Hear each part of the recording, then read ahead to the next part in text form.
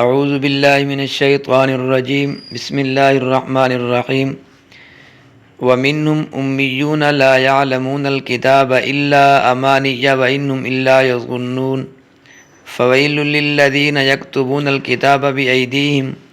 ثم یقولون هذا من عند اللہ لیشتروا به ثمنا قلیلا فویل لهم مما كتبت ایدیہم وویل لهم مما یکسبون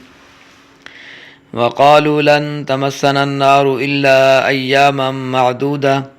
قل اتخذتم عند الله عهدا فلن يخلف الله عهده أم تقولون على الله ما لا تعلمون بلى من كسب سيئة وأحاطت به خطيئته فأولئك أصحاب النار هم فيها خالدون والذين آمنوا وعملوا الصالحات أولئك أصحاب الجنة ہم فیہا خالدون۔ اور ان میں بہت سے ناقص ہیں جو کتابی علم نہیں رکھتے، یعنی ان پڑھ لوگ ہیں جو کتابی علم نہیں رکھتے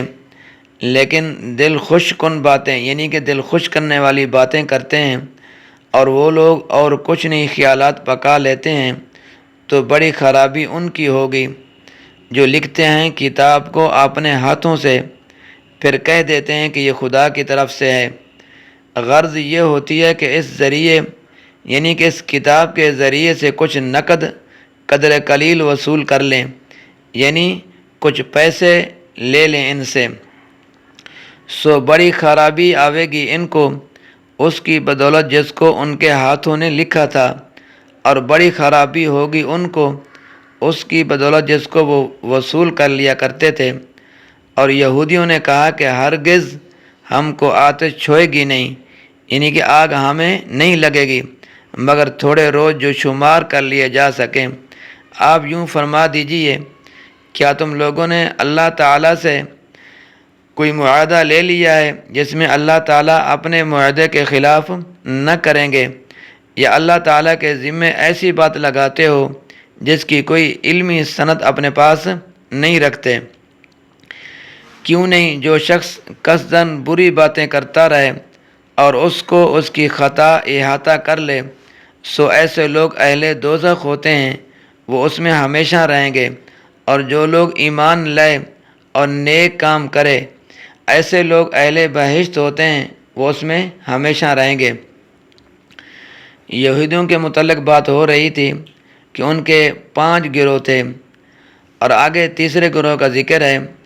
یہود کا تیسرا گروہ وہ گروہ جو ان پڑھ لوگ تھے، ان پڑھ عوام تھی۔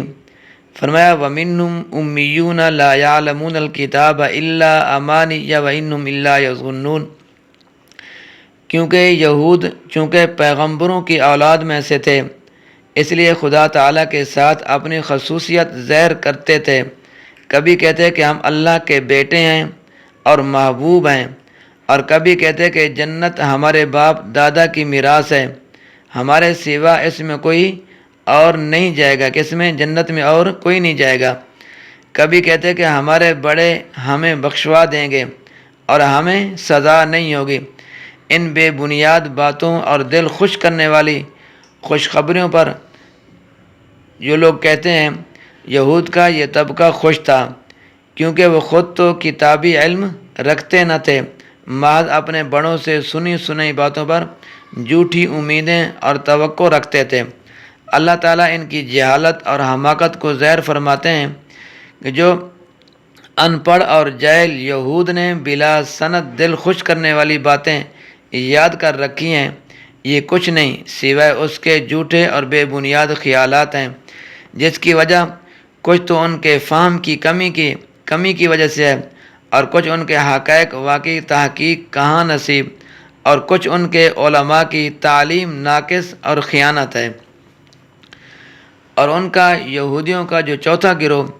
ان کے علماء جو خائن یعنی خیانت کرنے والے۔ فرمایا فویل لهم مما كتبت ایدیہم وویل لهم مما یکسبون۔ علماء یہود اپنے عوام کو رضاجوئی کے واسطے، اپنی عوام کو راضی کرنے کے لیے کی غرض سے واسطے غلط مسلط کرتے تھے اور احکام بتاتے تھے جس سے انہیں عوام سے کچھ نذرانہ اور معاوضہ وصول بھی ہو جائے، یعنی کہ غلط مسائل بتا کر ان سے کچھ وصول کرنے کا ارادہ ہوتا تھا ان کا، اور اسی طرح ان کی نظر میں وجاہت اور وقعت بھی رہتی تھی، اسی غرض سے لفظاً یا معناً تورات میں کچھ رد و بدل اور الٹ پھیر بھی یہ کرتے رہتے تھے، اور ان کی اس حرکت پر انہیں وعید سنائی گئی۔ اور جو پانچواں گروہ ہے آرزو پرست، یعنی کہ ان کی آرزو بہت زیادہ تھی اور بہت لمبی ان کی آرزو اور تمنائیں تھی۔ فرمایا وَقَالُوا لَن تَمَسَّنَا النَّارُ إِلَّا أَيَّامًا مَّعْدُودَةً، گویا ان یہودیوں کا یہ عقیدہ تھا کہ ان کے اعمال بد کے بدلے اگر اللہ تعالیٰ انہیں کوئی سزا دی بھی تو وہ گنتی کے صرف چند روز کے لیے ہوگی، ہمیشہ کے لیے عذاب کے اندر وہ مبتلا نہیں رہیں گے۔ اور یہ لوگ یہ اسی امید کے اندر زندگی بسر کر رہے تھے کہ اگر اللہ نے ہمیں تکلیف دی، اگر اللہ نے ہمیں جہنم کے اندر ڈالا تو ہم چند دن کے لیے جہنم کے اندر جائیں گے اور چند دن کے لیے ہمیں سزا ملے گی، اس کے بعد ہم کہاں چلے جائیں گے؟ ہم ہمیشہ جنت کے اندر چلے جائیں گے۔ وہ کہتے ہیں کہ ہمیشہ جہنم میں نہیں رہیں گے۔ یہود کے اس دعوے کی تردید میں اللہ تعالیٰ اپنے آخری نبی رسول اللہ صلی اللہ علیہ وسلم کے ذریعے یہودیوں سے پوچھتے ہیں اور ارشاد ہوتا ہے قُلْ أَتَّخَذْتُمْ عِنْدَ اللَّهِ عَهْدًا فَلَنْ يُخْلِفَ اللَّهُ عَهْدَهُ أَمْ تَقُولُونَ عَلَى اللَّهِ مَا لَا تَعْلَمُونَ، یعنی جہنم سے محفوظ رہنے کے لیے تم نے کوئی اللہ سے عہد لیا ہوا ہے، یعنی اللہ سے آپ نے کوئی وعدہ لیا ہوا ہے تو پھر وہ یقیناً اسے پورا کرے گا، مگر یہ ظاہر ہے کہ حق تعالیٰ نے تو ان سے ایسا کوئی عہد نہیں کیا۔ آگے ان کی جھوٹی آرزوؤں کی مزید تردید ہے۔ فرمایا بلا من کسب سیئۃ واحاطت به خطیئته فاولئک اصحاب النار هم فیہا خالدون، جو شخص قصداً یعنی جان بوجھ کر بری باتیں کرتا رہے اور اس کو اس کی خطا اور قصور اس طرح احاطہ کر لے کہ کہیں نیکی کا اثر تک نہ رہے، سو ایسے لوگ اہل جہنم ہوتے ہیں اور جہنم میں جانے والے ہوتے ہیں، اور وہ اس میں ہمیشہ ہمیشہ کیا کریں گے؟ اسی جہنم کے اندر ہمیشہ ہمیشہ رہیں گے۔ یہود چونکہ نہ تو حضرت عیسیٰ علیہ السلام کو اللہ کا نبی مانتے تھے اور نہ حضرت محمد صلی اللہ علیہ وسلم کو اللہ کا آخری پیغمبر تسلیم کرتے تھے، اور اس طرح دو نبیوں کا انکار کرتے تھے، اور انکار نبوت کفر ہے، پر یہودی کیا ہوئے؟ یہ کافر ٹھہرے۔ اس لیے اس آیات میں جو قانون اللہ تعالی نے بیان فرمایا اس کی روح سے یہودیوں کو ہمیشہ ہمیشہ جہنم میں رہنے کی سزا ملے گی۔ اس کے بعد آگے اللہ تعالیٰ پر اور تمام انبیاء پر ایمان لانے اور اس کے ساتھ عمل صالح کرنے کی جزا بھی فرما دی۔ چنانچہ ارشاد ہوتا ہے والذین آمنوا وعملوا الصالحات اولئک اصحاب الجنہ ہم فیہا خالدون۔ ایمان بہت بڑی دولت ہے، ایمان بہت بڑی چیز ہے، ایمان کوئی معمولی چیز نہیں۔ مرنے کے بعد اگر انسان ایمان لے کر گیا ہے، ایمان کی سلامتی سے اس کو موت آئی ہے، فرمایا اس کے نیک اعمال کم ہیں، زیادہ نہیں ہیں، پھر بھی وہ ہمیشہ جہنم کے اندر نہیں رہے گا، بلکہ وہ کہاں چلا جائے گا؟ جنت کے اندر چلا جائے گا۔ فرمایا والذین آمنوا وعملوا الصالحات اولئک اصحاب الجنہ ہم فیہا خالدون،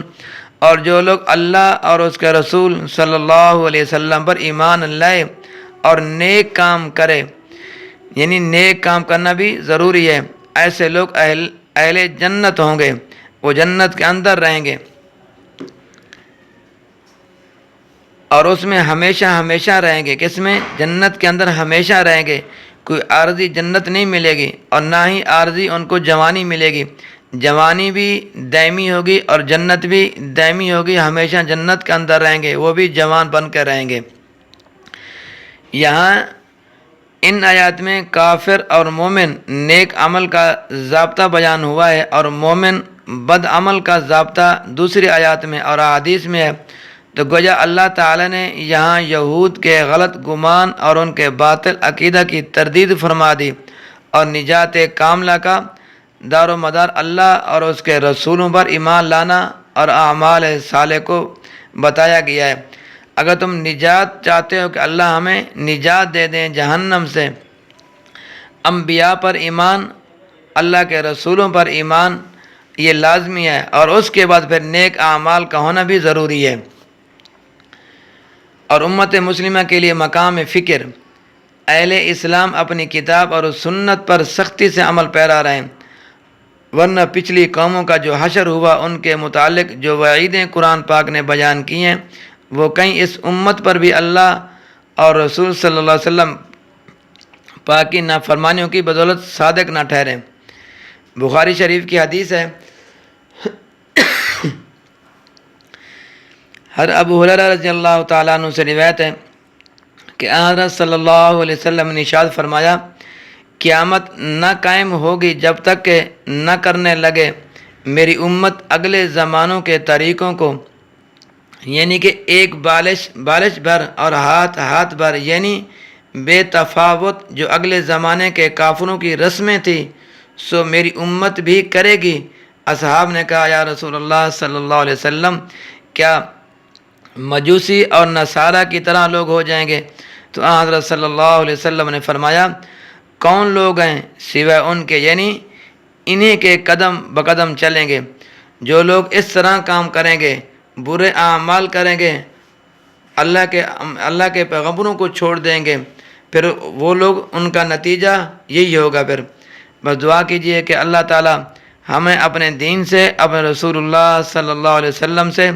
اور اپنی کتاب سے سچی اور پکی محبت نصیب فرمائیں۔ یہود کی نافرمانیوں اور شرارتوں سے اللہ تعالی ہم کو سبق، عبرت اور نصیحت حاصل کرنے کی توفیق عطا فرمائیں، آمین۔ اللہ تبارک و تعالی میرا اور آپ کا حامی و ناصر ہو۔